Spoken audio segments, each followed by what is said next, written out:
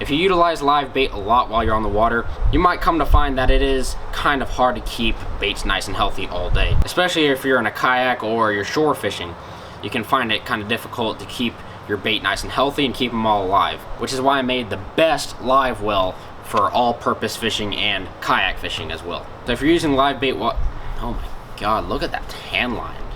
Oh yeah, you guys like that? That's what 7 days straight of fishing does to you. It's very important to keep your live bait in pristine condition, because if your live bait is sluggish and not moving as much, you're not going to catch as many fish, because predator fish don't like sluggish baits. They don't like baits that don't move around as much and don't look very lively. Just doesn't look very natural. And what I see a lot of people do is they just slap an aerator on a 5-gallon bucket and call it a live well. That is true. They do keep baits nice and healthy. But to keep your baits in pristine condition, you need a little bit more than an aerator. So I'm going to show you how I built this live well. So I have a T500 Tsunami bilge pump right here, and I drilled a 1-inch hole on the bottom right here. Get as close to the bottom as you can, and make sure the outtake where the water is going to be spraying into the bucket is as high as you can get it.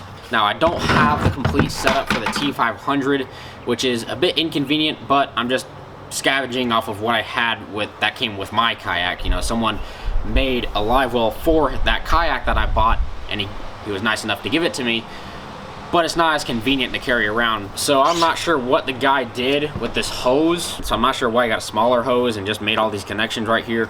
Just use what you got with the builds that you get.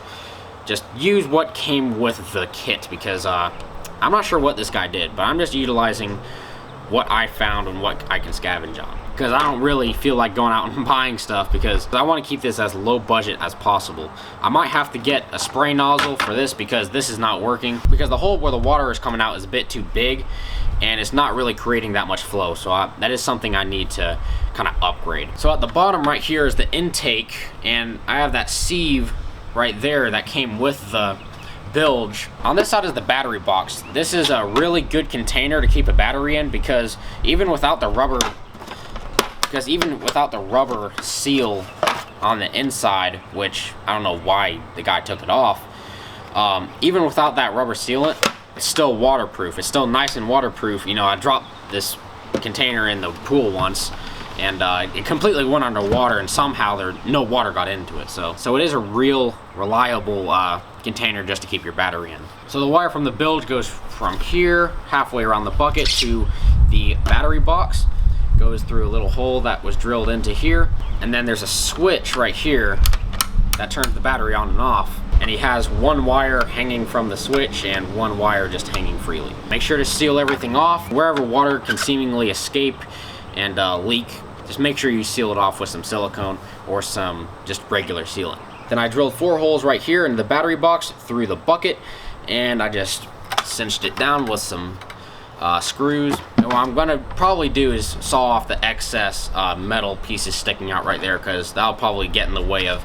me netting some baits. So make sure you get the smallest screws possible so they don't stick out so far. I really wanted to do a step-by-step of how I made this bucket and, you know, show the footage of me actually building it, but I am really bad at planning. I didn't plan at all. It was kind of a mess. So now, what can you use this for, and why is it better than just slapping an aerator on there? So it's better than an aerator because you have a lot more flow. You have oxygen and water flowing in and out. Now, just having that little aerator stone on the bottom, putting up little bubbles, that's good, you know, if you're just keeping shrimp or something like that. You know, shrimp don't need much to survive. But when you're using something like pilchards or shad, those are very sensitive baits.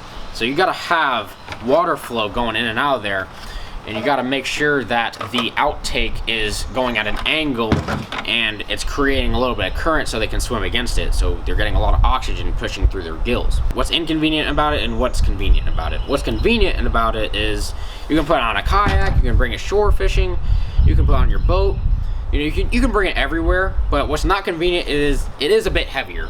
It is a bit heavier when you put, you know, a big battery. You know, here's the battery. So here's the battery. It's not very big. It only weighs probably a couple pounds. I don't know exactly the weight, but pretty easy to carry around as long as you have some muscles. So it is a little less convenient to carry around something with a big battery hanging off the side, but it is worth it to have your baits more healthy. So what can you use this for? It's super convenient when you're going out in a kayak, because you can just put this thing on the back of your kayak, super easy to just throw on your kayak. It's not complicated at all. So put this thing on your kayak, put some water in it, turn the thing on, put some baits in it, and we're good to go. Shore fishing, beach fishing, just land-based fishing, pier fishing, it doesn't matter. You can bring this thing everywhere you go. Again, it's a bit heavier, but it's going to keep your baits nice and lively. Now you can use this thing on your boat as well. If you don't have a nice high-quality Livewell, this is real nice to just bring on your boat. If you do have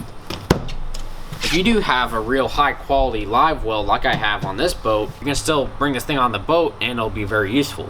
Why? If you black out your Livewell with pilchards or mullet, all those baits are a lot less healthy than if you have a few baits in there. It's good to have this as an extra Livewell, because you can just put a few baits in here aside from the 1,000 baits that you already have in your Livewell. You stop at your favorite spot and you throw some pilchards up under some mangroves or something.